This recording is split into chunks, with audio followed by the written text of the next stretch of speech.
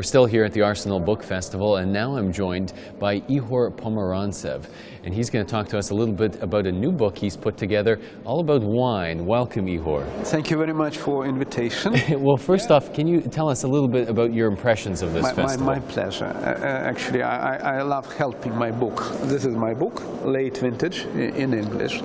And this is actually my magnum opus, because I did write the book for more than 30 years. Just testing wines, visiting Spain, Italy, and it took more than 30 years to write a book. Did it take more than 30 years to test all the wines and then write the book? Actually, I invested, I think, half of my liver on that book, but it recreated. That's okay with my liver, because really wine, people who love wine, they are never alcoholics, and they know their limit and their dose. Mostly the book is about Mediterranean wines. Why? No, first of all, I love them, but secondly, I was brought up in Czernowitz and Bukovina, and I consider Bukovina a kind of far Mediterranean. It was always a part of Balkan. For people that might not know where Bukovina is, Bukovina. It's Western Ukraine. It's Western Ukraine. It's close to. It's a former Ottoman Empire, former Austro-Hungarian Empire, Romania, and Soviet Union, and it runs the reputation of Mediterranean Balkan country. That's why I was brought up there, and I got my wine vaccination there. And now what I'm doing, because my dream is to make the vaccination to all Ukraine and to shift Ukraine a bit from Gorilka vodka to wines, because for me wines are not just a sign of civilization. This is the civilization. So this book, in a way, has a historical and even pedagogical message. Although I mixed in this volume poetry, essays, and belles lettres. So for someone that would pick up your book and flip through, what would they find in your book? I think that it depends on a reader. If it's translated into Italian, I think Italian reader would be surprised that I write about Georgian and Ukrainian wines. But Ukrainian readers, of course, I hope they will enjoy reading about French, Spanish, and Italian wines. And I included as well Austrian wines, by the way, because I think in Burgenland, this is a province in modern Austria, they grow up wonderful grape and they make very good wine. So there are no narrow wine horizons in the book, because in France it has a reputation of a standard of wines, but if you go to Burgundy or Bordeaux, you will find they have very narrow wine horizons. They drink only their wines. But a stranger like me has a chance, you know, to open all the wine world, first of all to himself, and next to my readers. 30 years of experience drinking wines. This is Ukraine Today that you're on right now. Tell us a little bit about Ukrainian wines. How do they rate among the wines of the world, the great French, Italian, Australian, New World wines?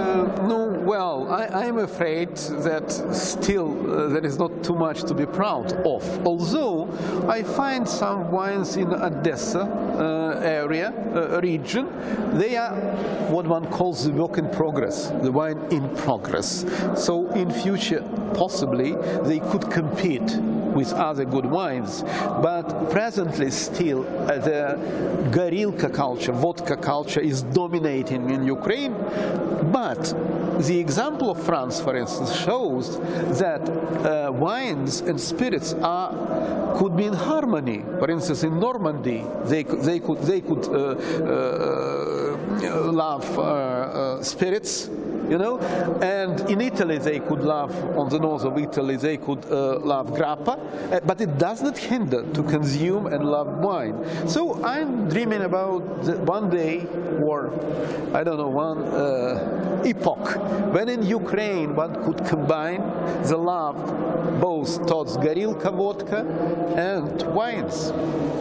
You've had lots of experience drinking wines around the world. Does any one experience stand out for you? Something really remarkable that you tasted? It depends on food, seasons of the year, company, country, because any alcohol, including wine, is a part of a local terrain, atmosphere, air, and you should tune yourself. So one shouldn't make a cult of any wine. Okay, Bordeaux people can afford to make cult of their wine, but we are free wine people. So I love changing, say, season of Piedmont wine. And next month, I make a season of some wines from new countries. It could be Chile or Argentine. So I think that one should enjoy the variety, the colossal choice of wine. We live in the golden age of wine now, and we should use it. We shouldn't pass the golden age of wine. We are in the golden age of wine. Often when I'm in a wine store, I'm almost paralyzed by the choice that's there before me. Can you give me some advice on how to choose a wine? Again, take into account what are you going to drink alone, are you going to drink with a company, what kind of company. For instance, if it is an official party, never take cordial, warm wines, because they should be as if conservative, Tory wine, if it is an official party. If you are going to have a date with your girlfriend, for instance, of course I think that Barolo is perfect, because it's really dense, it's velvet, it makes intimate atmosphere.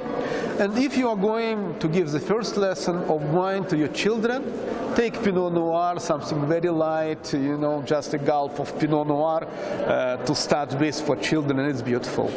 Very good. So it's Barolo to take with my girlfriend, is that right? Exactly. All right, I have a date later on this evening, so I'm going to pick up some Barolo. Give me a report later. Sounds good, very good. Thank you very much. Ihor Pomerantsev, thank you very much for joining me here.